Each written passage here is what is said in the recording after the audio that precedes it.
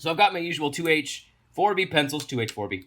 I've demoed how to draw vague to specific. I will always, forever and a day, tell you to draw vague to specific. It means largest shapes to smallest shapes. One thing that I did last week that was pretty helpful was I showed how to draw the overall thing using vague to specific pretty quickly without putting too much of an emphasis on the object. So I'm going to start doing it that way. I'm going to try and do this relatively quick so I can talk about the rectilinear emphasis here. Starting off trying to get all the objects on here, what I'm going to do is I'm going to go ahead and line out something that's roughly the same dimensions as our still life. Let me make that a little bit shorter. Because obviously I am drawing on something that is not 18 by 24. I say that every time because I say that to then say we should draw on 18 by 24s. I feel like we all know that by now. But let's say that this is the perimeter of the edge of our paper. We've done a lot of site measuring to objects, and we've done a lot of those processes. But a lot of students have a hard time when they have a thing. When you're drawing surface, let's say drawing surfaces like this big, like if this is the 18 by 24, a lot of kids will like draw everything and it'll be in like a blob about yay big. And they have all of this nothing around them. Or they have the opposite problem where they draw it and then the total shape is like this and then nearly everything has a portion of it cut off. One way that we can kind of avoid these problems, this is a problem known as internal scale, by the way. Let me just go ahead and throw that down. Internal scale, which is basically a way of saying it's an issue of scale within the picture plane. If we have a hard time maintaining our internal scale proportions, one of the easiest ways is to start with your maximal lines, your vague to specific, highest point up, down, left, and right with the object. So if we look at our objects over here on the top left, we can see that the top of that head doesn't quite touch the edge of the paper. It approaches it way up here, but doesn't quite touch it. This sort of gray background and this blue-gray background wall make it not the easiest thing on the planet to see, but I can notice that it gets pretty dang close to touching it way over here. Now, I can either describe that as like a kind of tick mark, like this, maybe like that, or I can draw it as an organizational line that runs across the entire support. I prefer to draw it as an organizational line that runs across the entire support. That way, I don't have to worry about where its position is left and right on this line. I can figure that out later. What I'm determining is that this approaches it but doesn't quite touch. We'll notice that the same thing occurs with the it's literally a piece of mat board with some origami on it. This pointy corner guy right down there. Pointy corner guy gets about as close to the edge of the paper. Let me reiterate where these lines are because I've drawn them a couple times. There we go. That's a terrible one. Oh, there we go. Ignore that guy. So our edge of our paper is like right around here.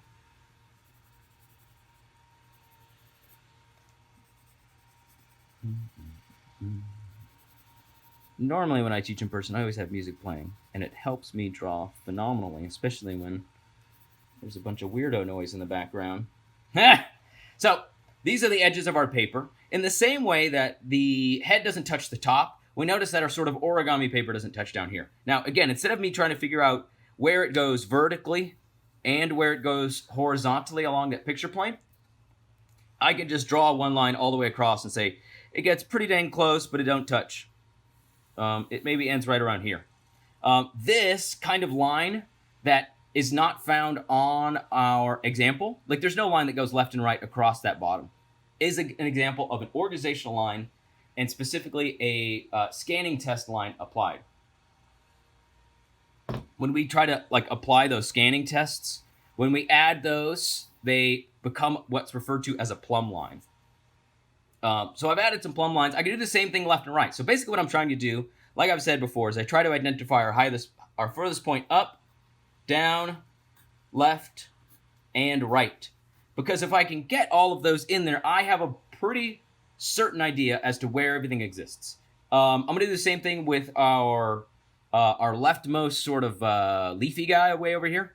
Our leftmost leafy guy is obviously further left of the skull, but I'm not going to commit to where the skull is because I haven't really looked yet, or the round upper left head. And I'm going to say, basically what I'm looking at is this distance between the head and the edge of the image is about the same. It's not actually, but it's pretty close, as the distance down here. But if I look at this distance from edge of the corner to the edge of the image, and this from the edge of the head to the edge of the image, significantly less. The edge from the edge of the sleeve to here is much wider. And it's, if I were to sight measure, I could actually sight measure about how far that is doing the thumb test. It's about 4 times the distance or so. I'm just going to guess it right now because we have to put lines down before we can correct them. Again, it's not expecting every line to go down perfectly the very first time. What I'm expecting is that we put lines down, and as we add lines, what we add corrects it over time. I get a lot of kids in the beginning who would just be like, I'm going to draw a 2-liter. And they'll be like, nah, that looks pretty good. And they'll just get their dark pencil and come in here and be like, nah, that's a 2-liter. That second line didn't add any information. It didn't attempt to correct kind of anything. Okay, so I've started to figure out where the edge of that leaf is. It maybe comes in a little bit more. I apologize to one of you. This will be redundant, but it's just, whatever. It'll be supplemental again. Same issue with the edge of the leaf over here to the space. So this is the sort of shortest distance, next shortest, third shortest, and then the longest edge. Then I can just kind of come in here and do the same thing and say it gets pretty close, but it doesn't quite touch it. So we know if this is our furthest point left, let me kind of draw an L up there. Furthest point left and furthest point right, then this is our furthest point up, and this is our furthest point down. We know if we abide by our lines, everything will fit on the page. It makes it significantly easier to make sure everything gets on the page if we start identifying our furthest points up, down, left, and right. And this is a great example of what I mean vague to specific. At no point did I start drawing a grape. I didn't come in here and be like, ooh, it's grape time. Yeah, grape. Yeah, it looks great. No, it's not. We're not starting with small things before we've done the large things. Within here, we can also see that I'm going to continue with this a little bit more. I'm going to try and identify where that corner of the room is, because the corner of the room way up here with this vertical line and the table lines on either side will help us a lot in figuring out where other things are, because those are really immediate lines. If I notice, let me try and sight measure. I'm sight measuring the, it's almost in half. What I sight measured is from the edge of the image to the edge of this wall, and then compared that measurement from this corner of the wall this way. It's not half. The left half, or the left portion, is not the same size, but it's pretty dang close to being the same width, which means it's relatively close to being in the middle. It's going to do this weird optical illusion thing where, because this element is mostly in shadow, this portion of the wall is much darker. It's going to look much larger in our brain because it is a lower value. It's kind of like that thing where if you wear all black, you appear larger than if you wear all white. You absolutely, nothing changed about your physical mass in space. It's sort of a human brain thing. So I'm basically going to look and I go about, well, if this is like halfway, let's say that's like a halfway mark. If I wanted to get real neurotic about my halfway mark, in the same way that I use the thumb test on the image, I can do the thumb test in my drawing. Now, my drawing is small enough at this point that I can actually come in here and do this guy. And if I get the measurement, let me do it this way where the light isn't. If I were to measure that half mark to this half mark, it's pretty dang close. I got it close enough to be accurate right now to get the halfway mark. If my drawing were an 18 by 24, I obviously don't have a pencil That's 12 inches long. I would stand back and I would do the sight measuring to my drawing to figure out that halfway mark. So it's obviously it's not in half, it's to the left. So I'm going to go ahead and put a line right around here. Whoops, let's get that. Boom. There's our wall line.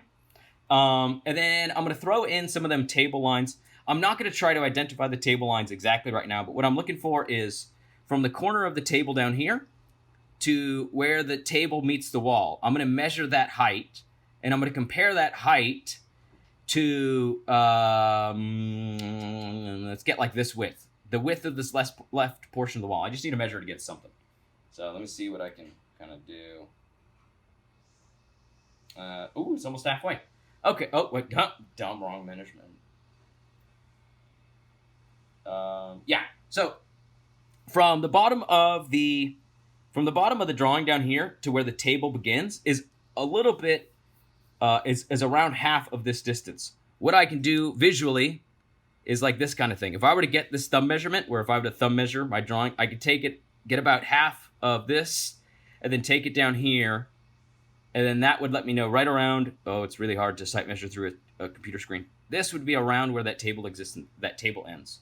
And I'm just gonna give that line an approximation, because that's about it. If I wasn't certain if this table line were accurate, Dora Explorer style, it might be a little bit lower actually. What sight measuring approach would I use to figure out if the angle of this line is correct? Hour of the clock. Yeah, exactly. Hour clock measures pitch and length, or pitch and angle.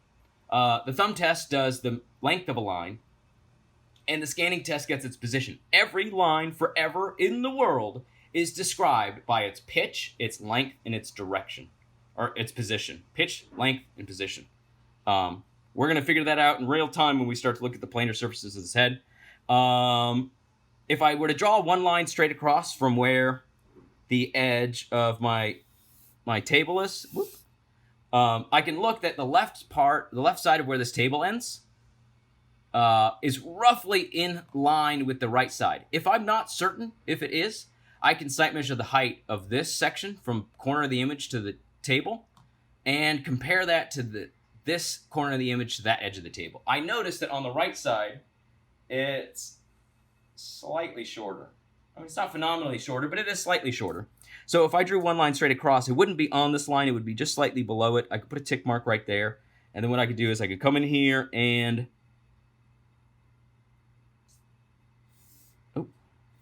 give it like that.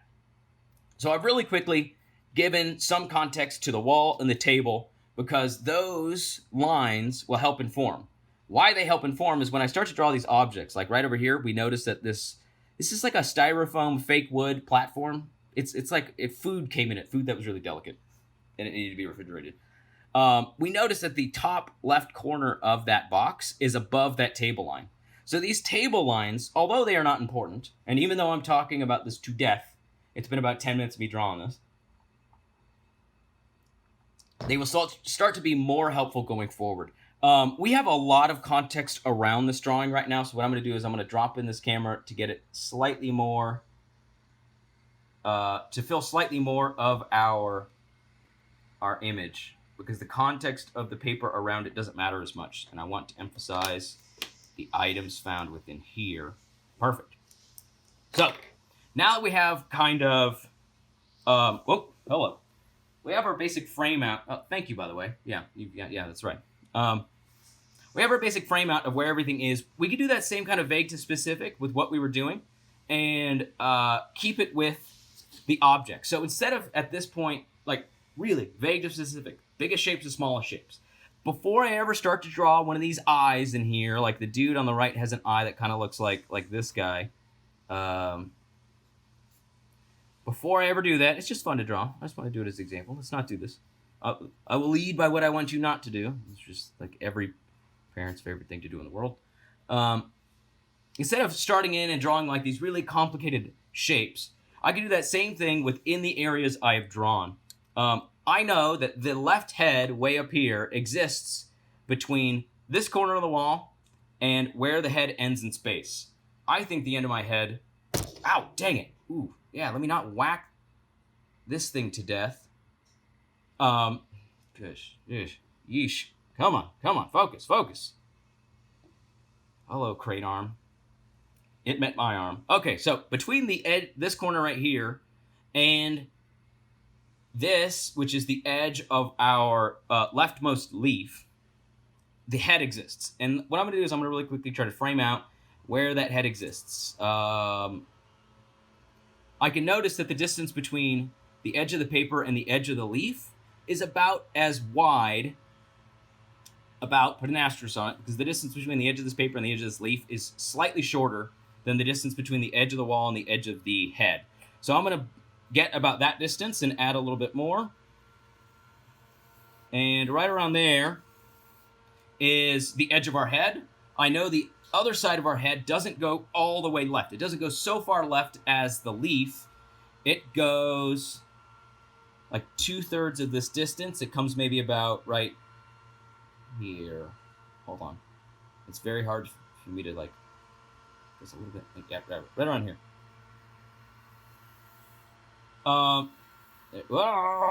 He says ruining the line. So this line, again, we're still remaining very, very vague at this point, because if we have a hard time maintaining a total amount of proportion and scale, this kind of thing will help, because it gives us a basic frame. Just like last week, we did this thing where we came in here and we went, well, a 2-liter is taller than it is wide, so we can draw a kind of box. And within those boxes, there's a set of ellipses.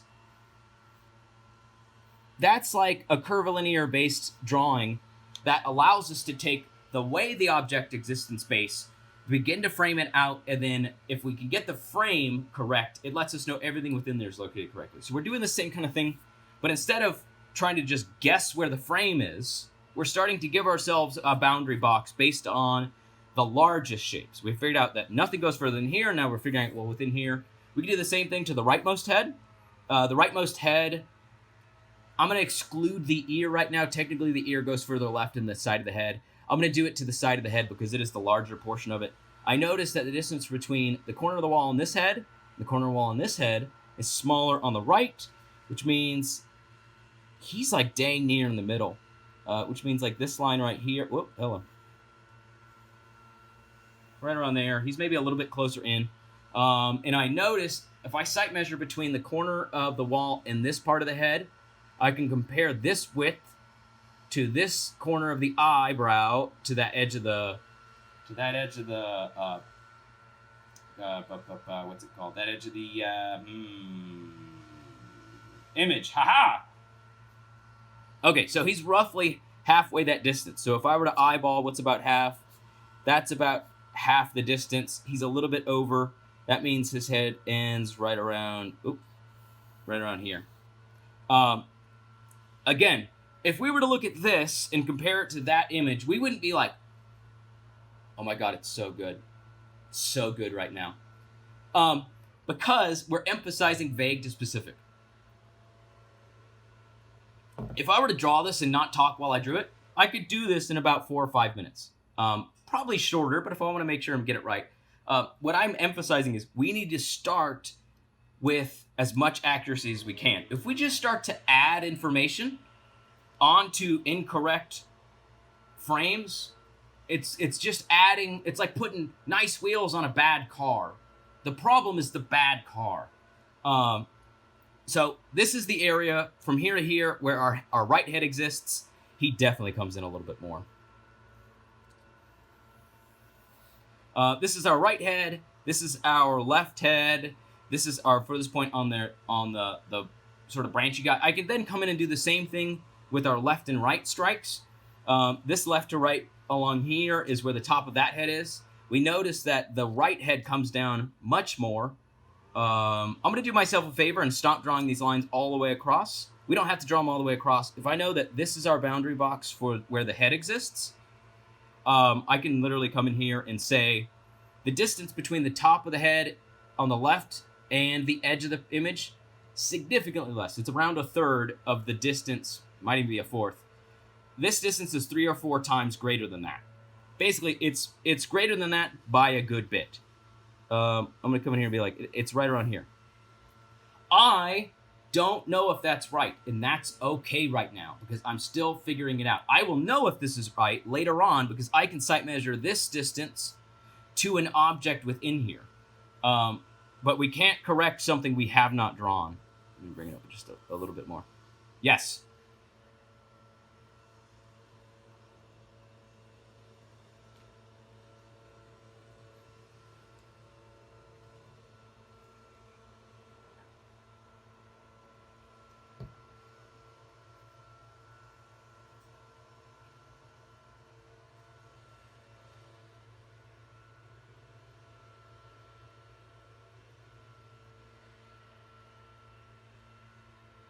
Yeah.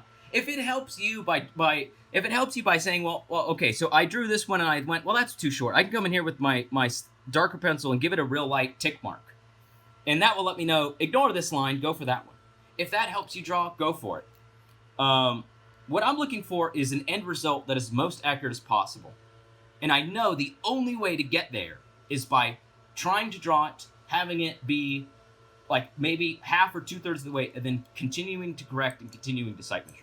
I will show as many different ways. I did this tick mark here, and I just did that. I'm not a tick mark kind of guy. I get confused about what the hell a tick mark is. So yeah, if ticks help, do ticks. So we got, this is our head space. Obviously, if we notice where, let's try and speed this up a little bit. I'm going to do an hour of the clock kind of thing. Like right now, like what the student was saying is, which one of these vertical lines is the corner of my colorful edge down here? Well, it's obviously not the one down the middle. It's almost as far left. This line, if I were to do a scanning test up and down, the corner of this paper is almost in line with that ear. Let me try and figure that out real quick. Come on, champ. Yeah, it's just to the right. So if this is the edge of our head, let me not do this with a 4B. Then just to the right of it, right down here is where the edge of our sort of guy is. I'm getting real confused about what lines are. I'll do like the person said, and I'll be like, well, this is our furthest point down, and this is our furthest point up. So right around here is where the edge of that colorful paper is. From the edge of this colorful paper, we notice we can do hour of the clock. It points at almost 1:30-ish. It's between 1 and 2. It kind of goes up and to the right, kind of like that. That's the edge of our paper. It does this thing where it reacts conversely. Oh. Nope. There we go. It goes up. I actually think it does go more steep. But this is about where the edge of this item is down here. We notice that the skull comes out a little bit forward. It protrudes lightly. I'll do a tick mark. The furthest point down of the objects other than this guy is the box on the right. He goes pretty much about yay-ish high. He goes about yay, right around here. He doesn't go quite halfway up to where the edge of the table is. Let me come in here and darken where my table is for clarity. I could be wrong on this, but just for the sake of this demo, I'm going to come in here and darken that. And about halfway up is this box. And this box, left and right, is not quite as far. The edge of this box right over here, that's most forward, is just to the left of the edge of this eyebrow. So I drew this eyebrow edge line, so I could bring it over a little bit and say it's right around here. And now we're starting to identify where the edge of that box is. It goes about halfway the distance of the leafy guy. It does something kind of like that. I may be wrong. I'll correct it later. Again, it's not about getting it exactly perfectly right. In the beginning, it's about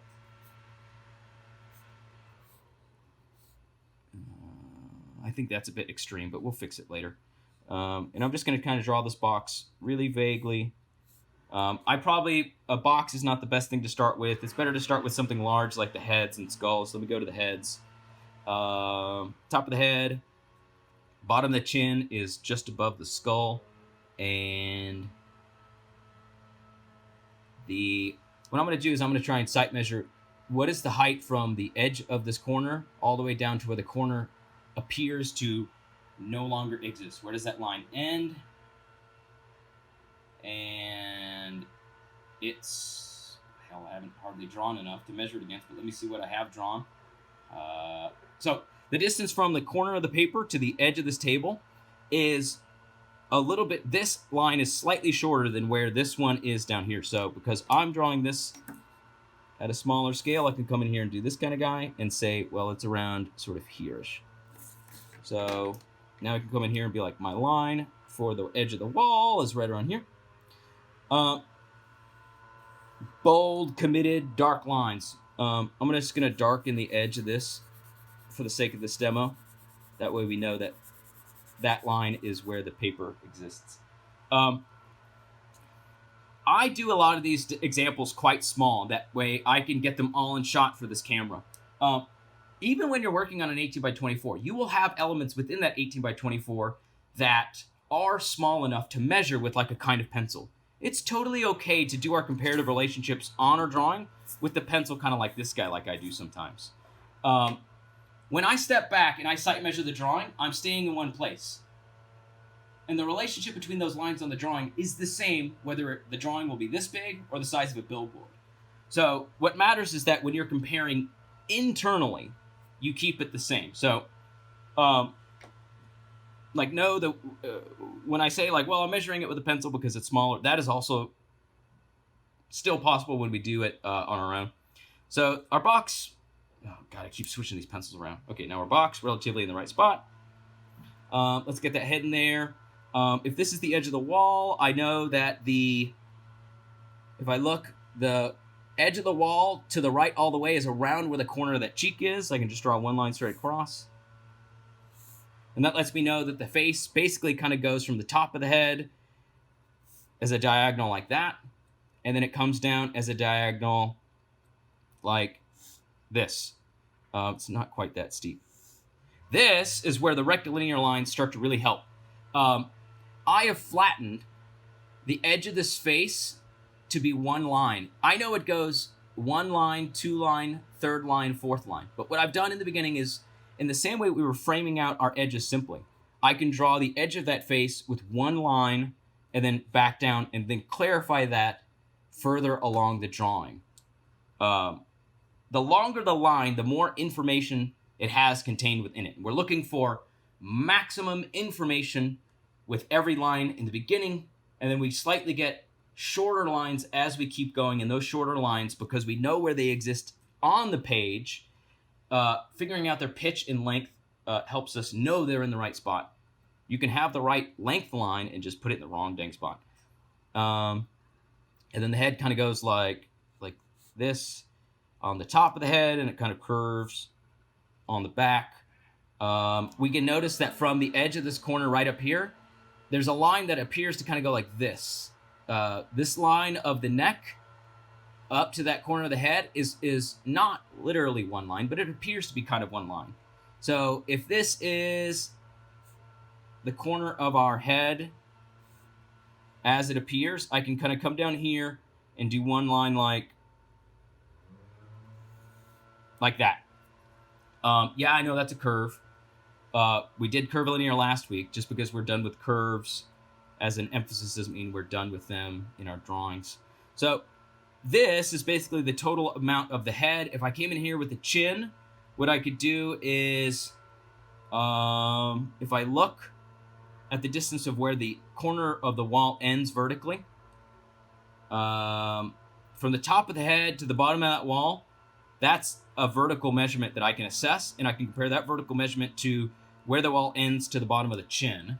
Let me do that real quick. It's slightly more from bottom of the wall to the top of the head, so I can just come in here and, well, if it's about yay long, it exists right around here. I'm doing an excessive amount of measuring, more than I would, to be honest. When I did my demo for the student last week in studio time, I did not measure anywhere near this much, but it's because I want to kind of demo it as thoroughly as I can in the class one that's going to be recorded. The top of the ear exists pretty high above. I shouldn't start with the ear. This is too small of an amount of information too soon. So this is the top of our head. This is the center of the head. This is the bottom of the chin. That's enough information right now. Let me try to get the rest of the other head in there, and then let me get the skull real quick. So if this is the top, that's the side. The edge of the head doesn't go as far as that ear. It's probably around there. And the nose is higher than the middle, or higher than the eyebrow. Is that my freaking eyebrow line? What is that?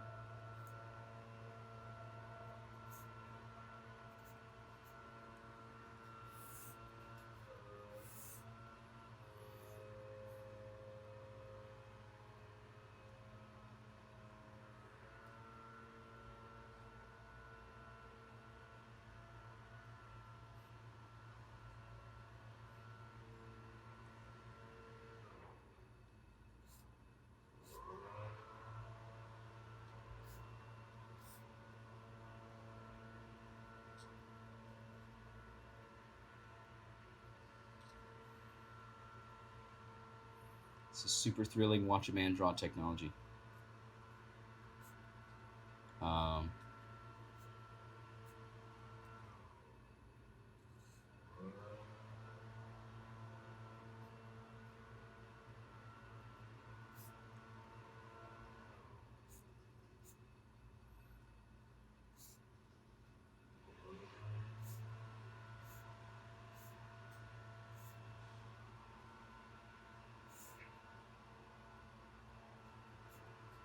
I noticed that the platform for the head is well above the bottom of here, so I've got it slightly wrong, but I can fix that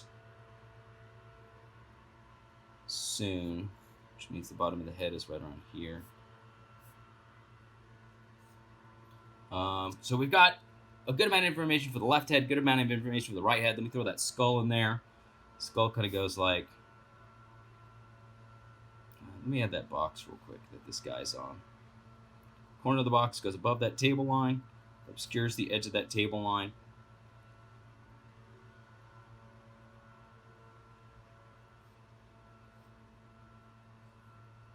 Corner of our skull. Chin. Skull goes slightly higher than the chin. There's a curve along his head literally comes off. The cranium, like the part that holds the brain, literally has a curve. Identifying that curve might help, because we notice if we were to draw this line as a curve and carry it forward, it would almost touch the corner of this guy. So it kind of goes like, it starts above the neck. It starts above the platform for the left head, so that's slightly off, and I'll fix that in a minute. It starts right around here, and it goes kind of like that. It doesn't go the entire way. I know it does end, but it'll help me get it kind of in there.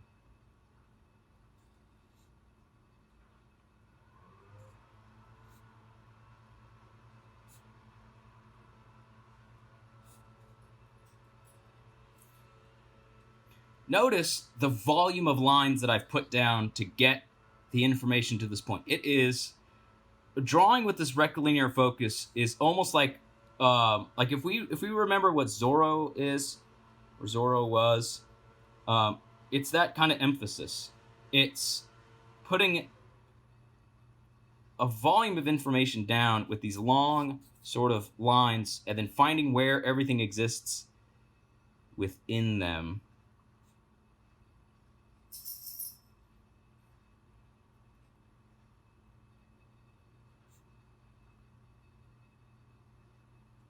He's got that. This skull is really nice because he almost has like a cross contour kind of guy going on, with the like breaks in his face. I don't know if we actually have breaks in our face like that, but that's really metal. I probably shouldn't be starting with this amount of information for the skull, but it does help me locate. Like if I notice where the nose cavity is, the nose cavity exists higher up in the corner of that box. And this part is lower of where the corner of that box touches the skull. So doing these will help me kind of get more accurate by having these comparative measurements.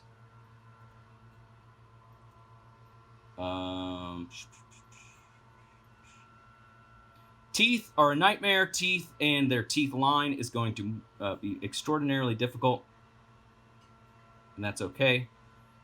My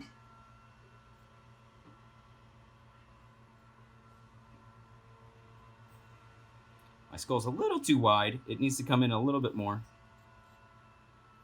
And now I can put that lower jaw, that mandible.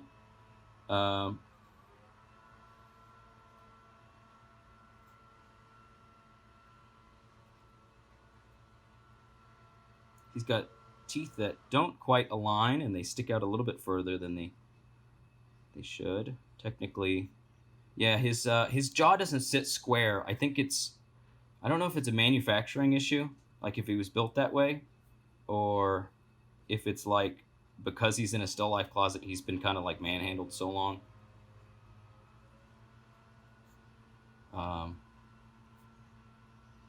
Yeah, it doesn't sit square. His teeth are plastic, which doesn't help.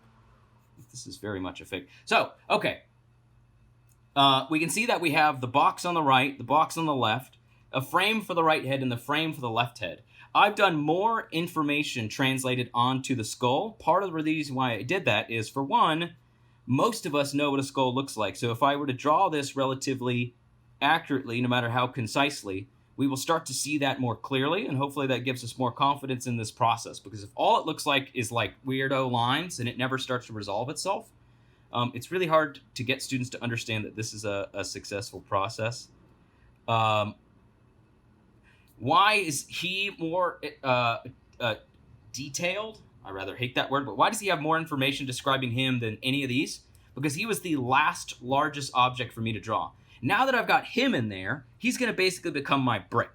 He's like, you're the guy that is the most complete and is the most accurate, and because you're the one that's most complete and most accurate, that's the one I'm going to compare it to.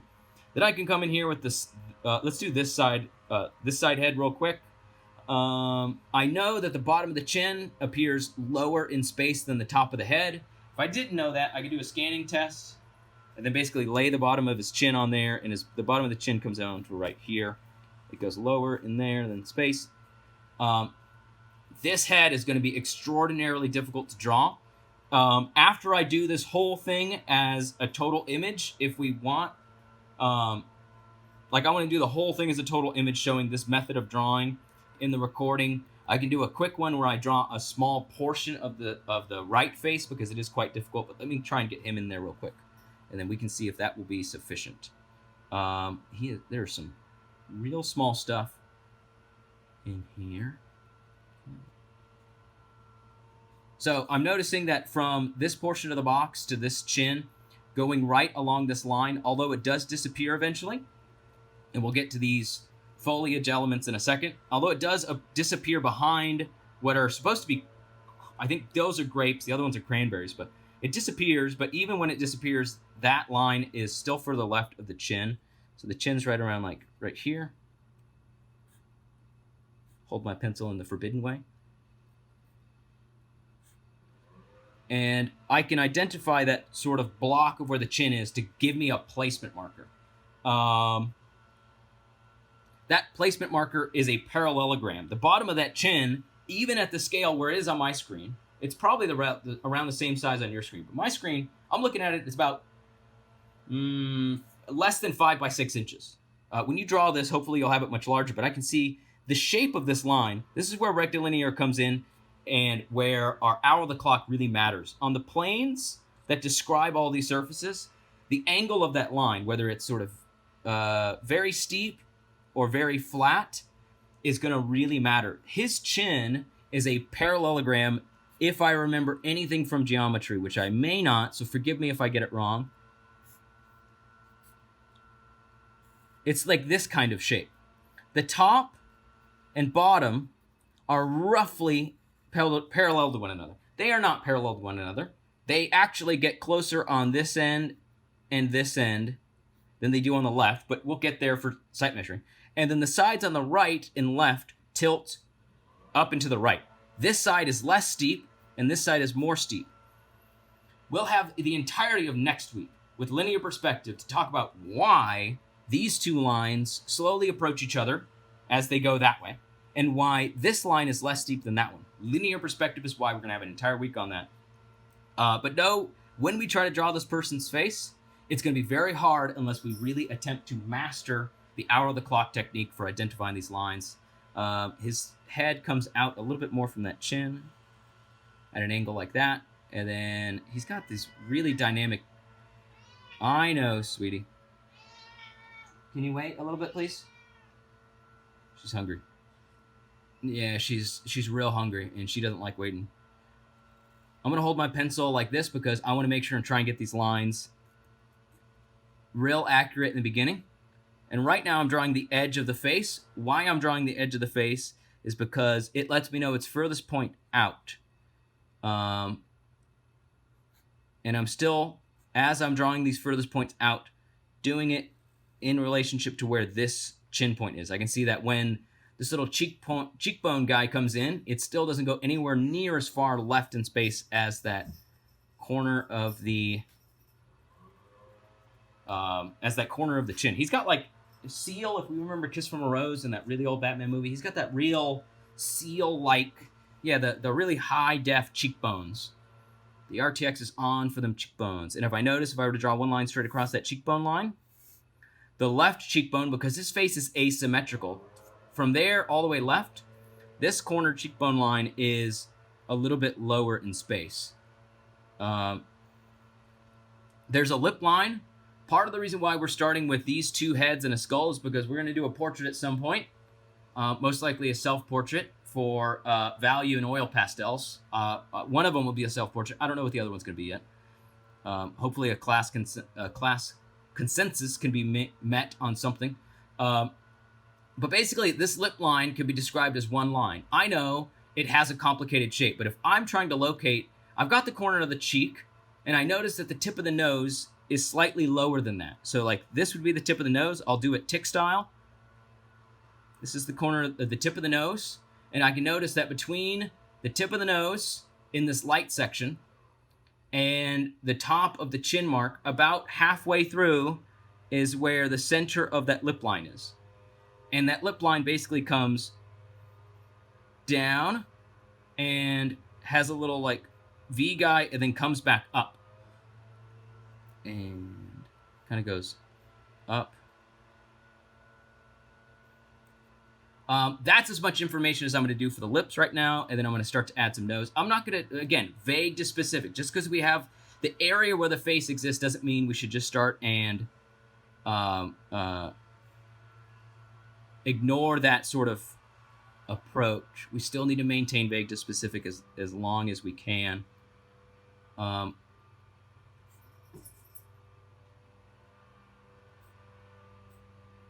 All of these lines are real specific, and I'm trying to speed through them relatively quickly for this demo so that we actually have some class time where we can draw. So forgive me if I go very quick on this.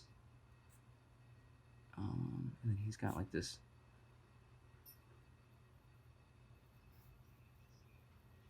Yeah, he's got the I've had my nose broken a few times look. Here's a good example. If we were to draw a straight line from the top of this eyebrow all the way left, we'll notice that it is not as high as the top of the left eyebrow. So the left eyebrow comes down slightly. He's got a real look. And it kind of meets that cheek line. It kind of curls up and then comes down. There's a real slight shadow that goes along this face right here. And then the side of the jaw kind of comes in like this guy. I am not particularly good at holding the pencil this way, so my lines may be wiggly, but it's much harder to draw this thing. I'm going to get like that graphite hand problem going on, as you can see, because I've got all these dark marks. So I'm going to try and abide those lines and not ruin it at this point. I keep my finger in sort of a blank space and come in here and continue on right around where that shadow is. It goes, yeah, I know, right? I'm fancy. Pinky's out. And then comes out at a pretty steep angle like that. Then it comes in with one line, comes in with another line. And he's got an Adam's apple for days going on. All of the angles of these lines really matter. If I look at the bottom of this Adam's apple kind of guy, it goes from the bottom left to the it goes from the bottom left line to the bottom right line, and it goes slightly up in space. It is not flat, and it sure as heck don't go downwards. It goes up and slightly to the right. I know this is quite small in the drawing we have right now, but that's just because there's a remarkable amount of information. This video will be enlarged in post, and if we want to see this information larger, I would advise that we check out the recorded video that I will produce later today, because not only do I have to give the demos and prep to do those demos, I also, to be as equitable as possible to students who cannot be here. Come on, there you go. Record them for posterity, edit them, compress them, and upload them. So it kind of goes like this guy. He's got a flat head on top. He's got that old military flat top style. And these kinds of lines are going to be very important, because if we look, this one's real hard to see at this scale, but this guy right here, from where he meets the corner of the head to the corner of that flat pane on his forehead, it goes down and to the right. This guy also goes down and to the right, though less extremely, and then he gets like a kind of triangle shape in this section, which I would probably need to enlarge to see more clearly. Let's get that ear in there. Let's get some ear. Bottom of the ear is around at the bottom of the nose. And the bottom of our nose is right around there, so I can go like whoop, which means the ear ends right here.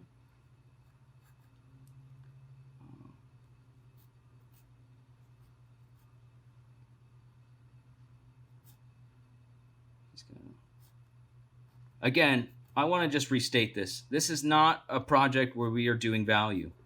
If you give me value, it's just totally extra stuff you're doing for you. We will have 4 weeks where all we do is value. So even though that this section of his cheek is much darker than, say, this section up here where he's got this sort of forehead plate, don't come in here and start to fill it in. If you do, it's not like I'll take off points, but if you don't give me accurate contours, which is the point of this, again, the point is to draw rectilinearly based shapes well using sight measuring and focusing on contour. If you give me like doo-doo contours, but like lovely value, and this is a contour lesson, it will sort of negatively impact our grade. We start to, again, notice I haven't drawn much of the eye because the eyes of things are quite distracting's not probably the right way to put it. We can get stuck drawing eyes for a very long time. They're where all the information for a human is more or less presented. If somebody were to walk in the room right now, you wouldn't like look at their like the back of their right elbow. You would look mostly in the face. So we, as humans, look at faces quite a lot. You may have noticed by now, if you've ever turned your camera on for another class, part of the reason why it's kind of distracting is because when your face is visible, you tend to look at it a lot. Not because it's like a vanity thing, it's just like a human thing. We, in the same way that I can do like, that's now a face, we have like a biologically trained brainstem to identify faces. So I'm saving the face for last because it's so much small information that if I attempt to draw it too soon, it will be it'll be like a sand trap. It'll be so much small information relative to the overall scale that it won't really do anything productive to drawing anything else. Drawing this eye early on won't help me draw that skull. It just won't. So now that I've found the boundary box of where the eyes exist, then I can come in here and place them more accurately. This kid's up.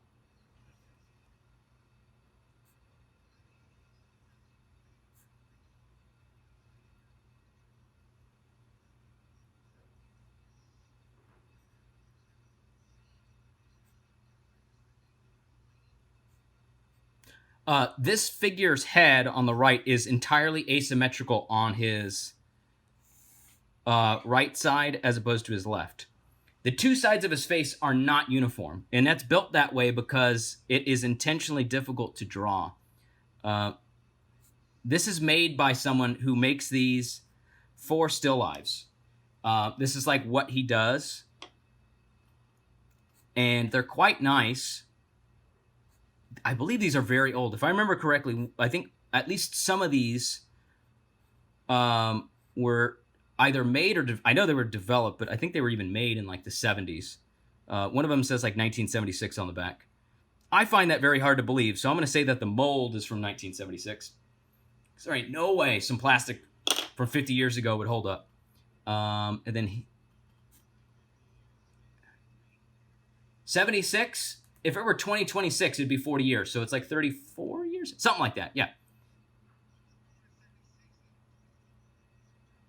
Oh, okay. Yes. No, you're right. I'm wrong. I will be wrong sometimes. That's totally fine.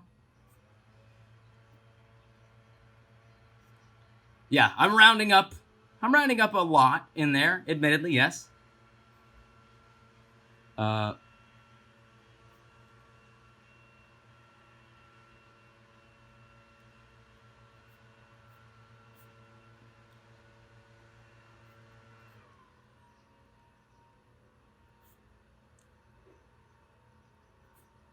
No, I'm not a big fan of sharpening my pencil because when, like, if we look at, it's not like it's wrong if we sharpen the pencil. Let me see if I can get this in focus.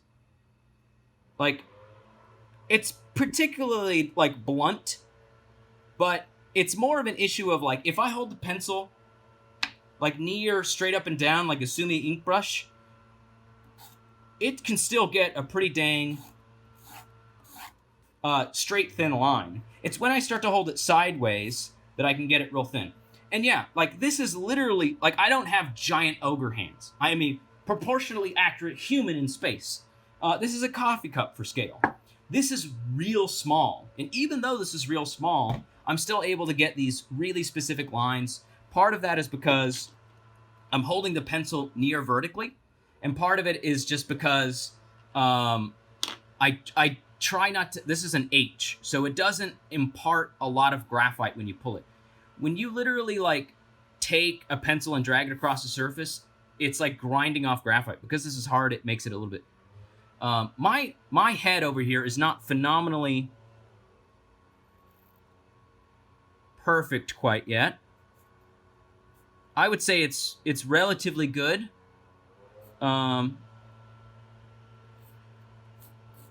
It's a good expectation for a drawing one, but I would say at my level, I would kind of want me to do a little bit better. I'm not going to go in here and spend another 50 minutes drawing this guy. We've shown how to draw this one relatively quick and this one more in depth. What I'm going to talk about is with these lines and these objects. To say that people tend to make up, it might be a bit unfair. I know. Grapes and cranberries and junk, they're round. Just because they're round, they are not all like... I tend to get this like bubble bobble type grape shapes. It is totally made up. This section of grapes on this box appears basically like a giant dark mass. Well, not giant. It appears like a large dark mass relative to the grapes. In the same way that I framed out where the items go, I'm going to frame out where the natural-like elements go. They go kind of like in a triangle shape right there, and then we have like a big old leaf that does like a 3-point guy, and that 3-point leaf guy hangs slightly over the edge. Because even though these are very complicated shapes, I can draw them relatively easily with like 6 or 8 lines. And I can come in here and I can say, well, it doesn't quite go that far. It goes up like that. And there's a second leaf that goes like the 2 leaves. Yeah, the 2 leaves do not touch. There is a space, yes. There's a second leaf right there. It's got some lines in here, but I'm not going to worry about that too much because I'm worrying about placement right now. The top of the grapes is right here. It kind of goes like that again, and it goes flat, and then it's got like one grape guy that basically does like that kind of shape. That is where the grapes exist. Then within here, we have some teeny tiny highlights that at this scale are virtually going to be meaningless.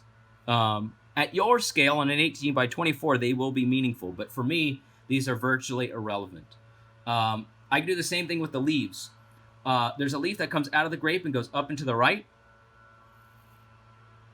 And the edge of his point kind of points right, but it doesn't go anywhere near as far as the guy way out here. He approaches the head, tick mark style, but he does not touch the head.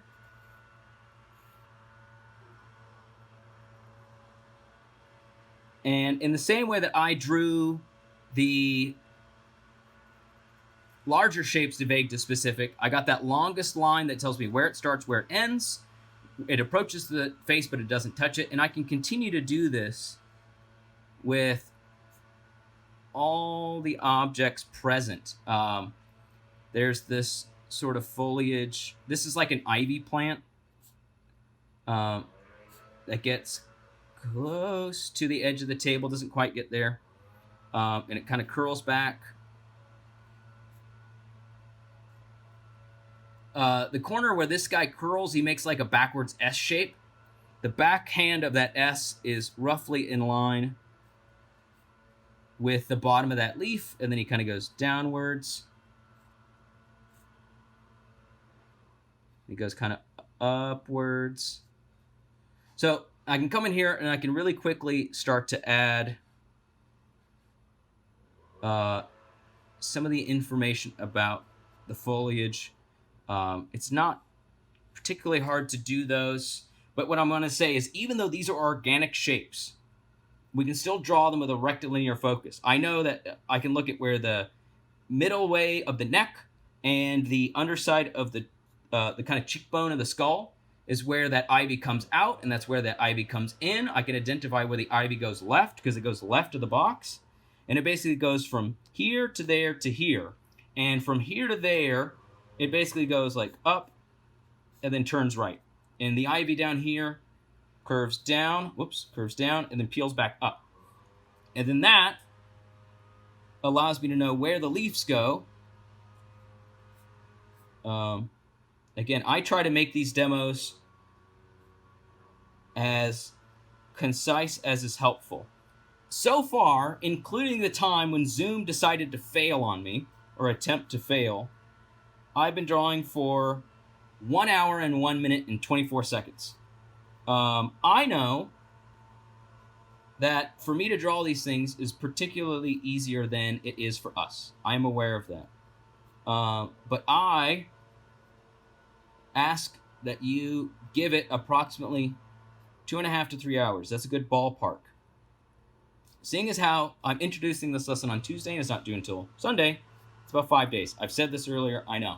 What I'm getting at is, to get better at this, we have to put in the time. If we don't put in the time, we're probably not going to get better. If we don't get better, it will hurt our grade. Again, this is a cumulative environment. We're going to use all of our rectilinear, and I haven't even started to use the 4B. Let's kind of clarify the edge of that skull.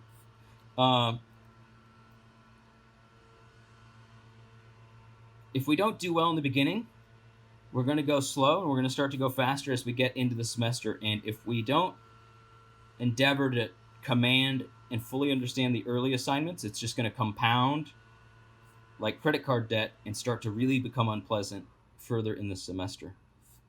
So I feel like at this point we kind of know what's going on. Let me bring this in a little bit tighter. That way we can see what's happening. I apologize for the weird shadow. I need to get a secondary light in this environment. The phone literally on the crane kind of begins to block. But we can start to see the volume of information and how it starts to get accurate. I can come in here with my 4B, and now that I've got like a placement of things, I could come in here and that's actually not right. He says ruining that area, and like start to clarify the information found within there. I can just literally press this B pencil softer to make it less extreme. It's not necessary that we come in here and we sort of like darken the stuff we had, but I'm gonna try and add a little bit more information. There's like a wire guy that comes out of here. It's literally a spring section that attaches to this portion of the jaw to help it like slap back in place coconut style. I know that was a lot, and I know for me to ask, do we have any questions about something I've done so far, is a bit of a moot question because we've just sat here and watched me do this for an hour. I feel like that's an appropriate amount of information that we can go forward successfully at this point. Do I have any questions that I can help resolve when it comes to what I mean when I say rectilinearly based and this assignment in general?